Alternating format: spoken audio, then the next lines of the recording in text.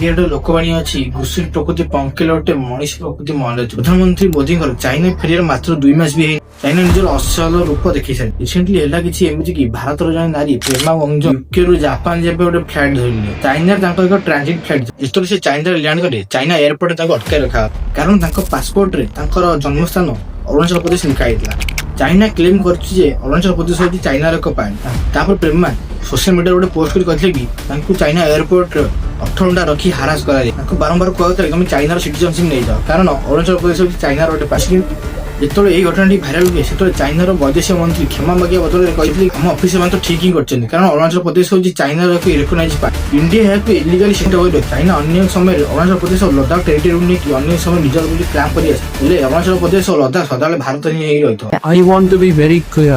Arunachal Pradesh was, Arunachal Pradesh is, Arunachal Pradesh will always be India.